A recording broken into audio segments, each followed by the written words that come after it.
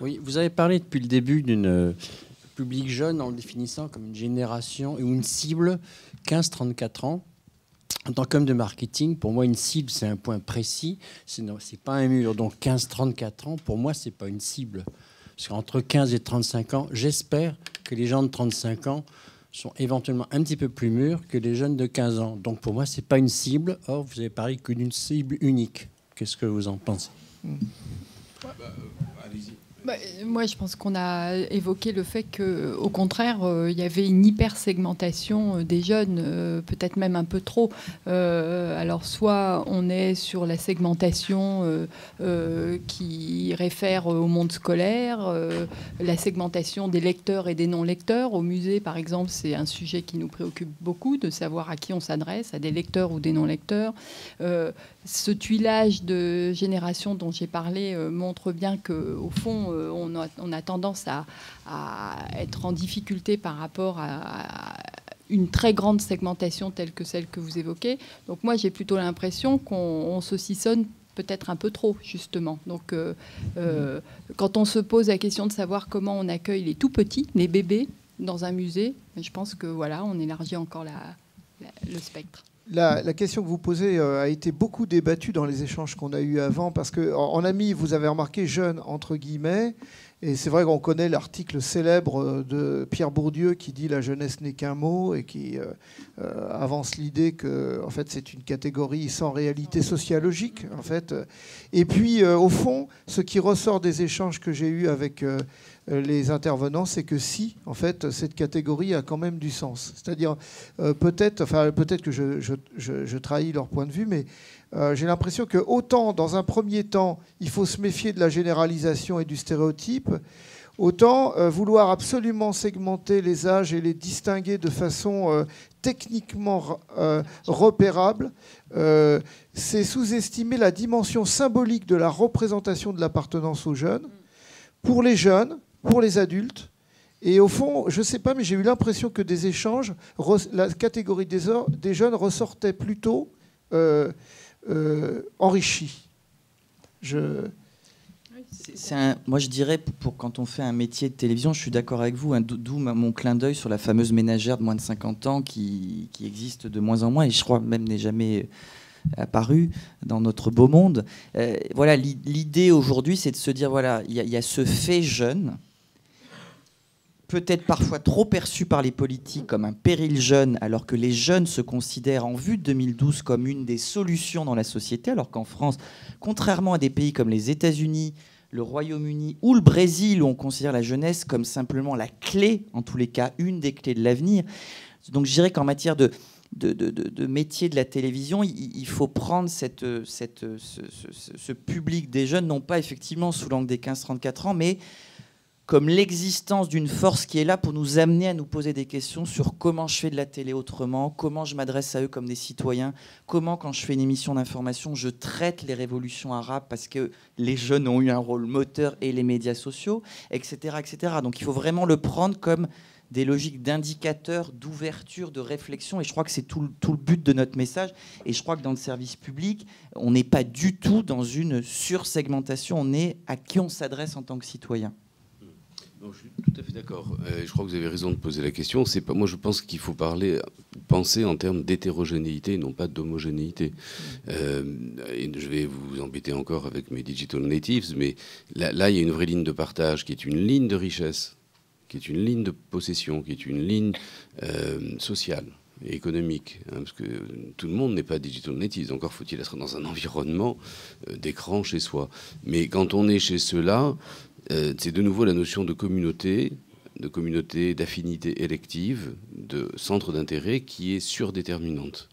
Et donc, il faut au moins distinguer, je pense, les cibles, la segmentation sociodémographique, comme on l'a connue autrefois, qui correspond plus à des modèles de consommation passive, ici et maintenant, dans un lieu qui est destiné à ça, et la grande génération croissante des natifs du numérique qui, elle, en revanche, a des comportements tout à fait nouveaux, tout à fait différents et de nouveau. Enfin, j'aime aussi la manière dont deux autres chercheurs en sciences sociales américains, qui sont Howe et Strauss, réciproquement, en 2000 et 2003, on les ont qualifiés de millennials, voire de radical.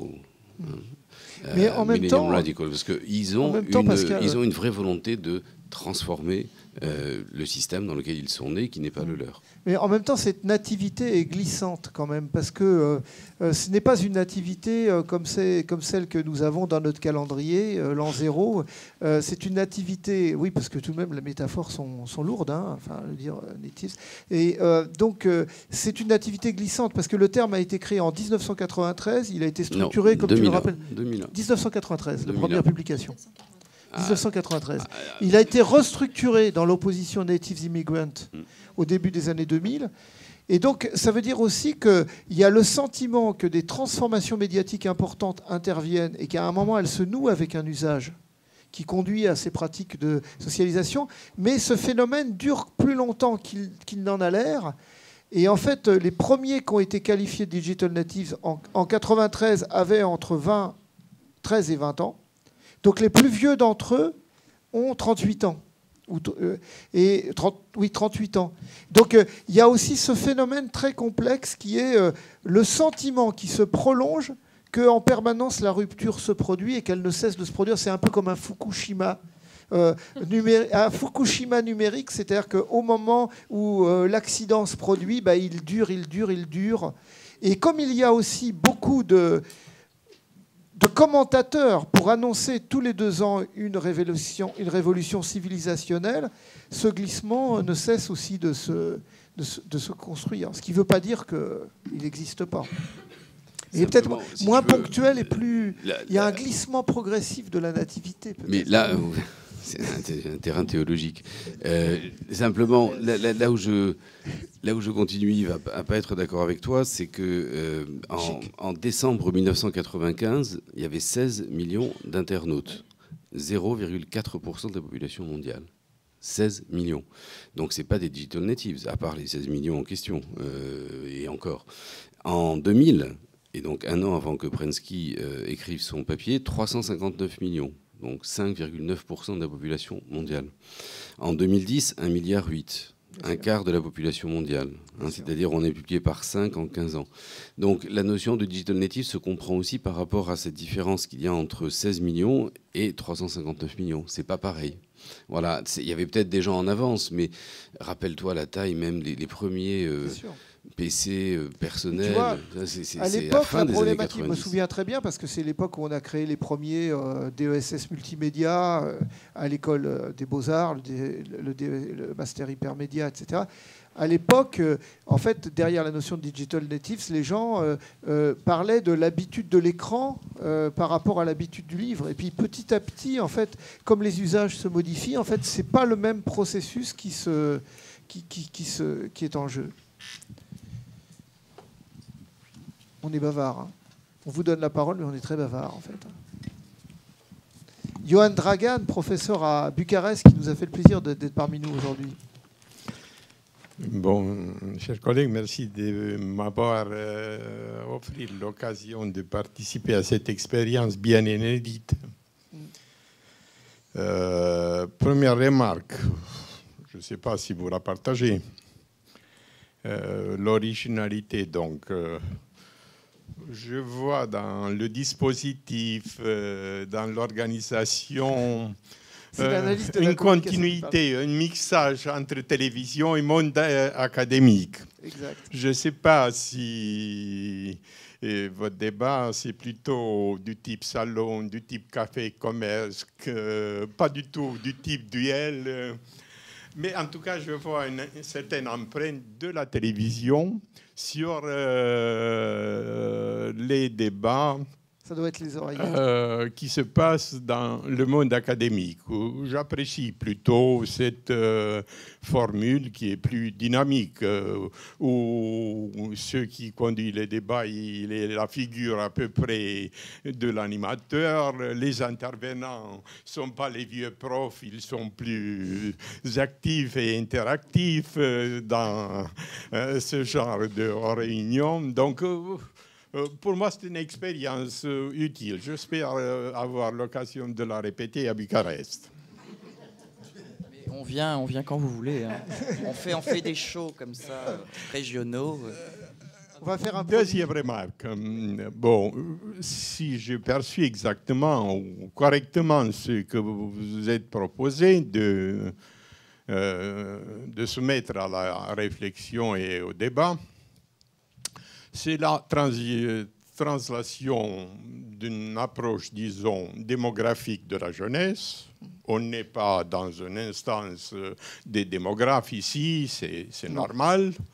Le passage par une formule intermédiaire du marketing, où on est approché en tant que cible, plutôt en tant qu'individu aussi, et on est arrivé à ce que, à mon sens, il est essentiel dans ce contexte de celle-ci, une approche discursive de la jeunesse. Donc, j'apprécie que dans ce contexte, on a fait un pas important en passant des formules tout à fait démographiques de la jeunesse, des formules trop marketing, segmentation, fragmentation excessive, etc., des publics cibles, vers une approche tout à fait discursive, valeurs, symboles, etc. Dans ce contexte, je pense que ce qui est important, les changements dans la communication, parce qu'il faut mettre l'accent sur le fait que c'est la communication qui aujourd'hui change pas généralement le monde, les civilisations, mais nos univers de pensée, de perception et de réflexion. La jeunesse, à mon sens, contribue à un changement très fort de la discursivité du monde. L'ancienne discursivité était une discursivité dominante, paternaliste, assez quelquefois stigmatisante parce qu'elle était dominée par les matures, disons, par les personnes âgées, etc. Et maintenant, la jeunesse, je serais tenté peut-être de parler de jeunesse que des jeunes. Esprit de jeunesse que des jeunes. Donc, ce qui est important, à mon sens, c'est qu'il y a un changement fondamental dans cet univers de la discursivité qui change les approches, les usages, et tout ça est lié au changement dans le monde des communications, les outils, les moyens de communication, les usages, etc. Donc, je trouve bien intéressant ce survol de la démographie vers le marketing et ensuite vers une approche dans cette perspective plutôt constructiviste et discursiviste sur la jeunesse. Merci pour cette lecture de notre travail. En quelque sorte, on peut reprendre un passage d'un texte de Goffman où il dit que l'analyse de la société, c'est comme le tir de nuit, il faut viser à côté de la cible pour l'atteindre. Donc là, en fait, en travaillant sur la jeunesse, par métonymie, nous avons interrogé l'économie communicationnelle, au fond. C'est ça que vous nous dites, finalement. Mais autant le monde est commun, autant le cercle 1 et le cercle 2 ne se mélangent pas n'importe comment avec n'importe qui. Ce serait un beau sujet d'entretien, ça, de reprendre cette question. D'un côté, une certaine industrialisation, une certaine normalisation des outils, et de l'autre côté, une très grande diversité des cultures qui les investissent et des cultures. Juste le petit point. Ce que je remarque dans mes émissions politiques, c'est que tous les représentants, alors des partis politiques, qui soient les jeunes populaires pour l'UMP, le MJS, les jeunes communistes, on les a tous reçus, y compris les responsables des syndicats ou encore les responsables d'associations qui font beaucoup de choses, Génération Précaire sur les stages, l'accès à l'emploi, ou Jeudi Noir qui occupe des hôtels particuliers place des Vosges ou près de l'Élysée, c'est que, sans forcer le trait, mais ils viennent et s'exprimer au nom des jeunes. Et ils disent, en tous les cas, ils ont une posture, mais je pense que ça va au-delà de la posture, en disant voilà ce qu'on considère comme étant les sujets de préoccupation des jeunes. Et quand on voit tout le travail de toutes ces associations, de ces partis ou des syndicats depuis 1 an et demi, 2 ans, pour qu'on en arrive petit à petit à la mobilisation contre la réforme des retraites, et qu'à ce que certains candidats, quand un François Hollande dit il y a 6 mois, l'enjeu crucial de 2012, ça va être les jeunes, ça veut dire qu'ils ont fait leur boulot dans la gestion de la cité. Et c'est tout simplement ça, la volonté des jeunes, dans cette approche que vous saluez, monsieur, et vous montrez qu'on peut rester jeune toute sa vie. Ce que je veux dire par là, c'est que voilà, ils ont fait tout un boulot pour qu'on finisse par se dire c'est pas qu'un problème, et c'est sans doute un des éléments clés de la solution. C'est ce que tu dis là, j'ai tendance à le rapprocher de ce qu'évoquait tout à l'heure très rapidement Catherine Guilloux, qui est ces situations qu'on voit très très souvent sur le terrain, d'un malentendu en quelque sorte entre la façon dont les gens projettent ce dont les jeunes auraient besoin et puis ce qu'eux disent. Il y a beaucoup de travaux dans notre discipline, par exemple ceux de Joël Lemarec, qui montrent que la façon dont on essaye d'optimiser l'adéquation à une cible peut conduire à perdre le contact communicationnel parce que les gens attendent justement pas particulièrement qu'on s'adapte à eux, mais qu'on ait quelque chose à échanger avec eux, à leur dire ou à les constituer. Et j'ai participé par exemple à une étude internationale sur les sites web à destination des jeunes, de vulgarisation des sciences, en fait. Et il y a eu beaucoup d'études en focus group par des sociologues auprès de jeunes de 8 pays différents. Et quand il y avait dans les textes, quand les auteurs des sites avaient particulièrement fait un effort pour rentrer dans l'univers imaginaire des jeunes, les enfants disaient « Ah ben ça, c'est des adultes qui ont fait ce qu'ils pouvaient pour essayer de s'adresser à des enfants. Ça ne m'intéresse pas. » Donc ça, c'est quand même des choses qui sont... Ces jeux de miroir spéculaires dans la communication, il ne faut jamais en sous-estimer l'importance. La communication est un processus qui se pense, mais qui ne s'optimise pas. Et donc, c'est difficile à accepter, mais c'est très important.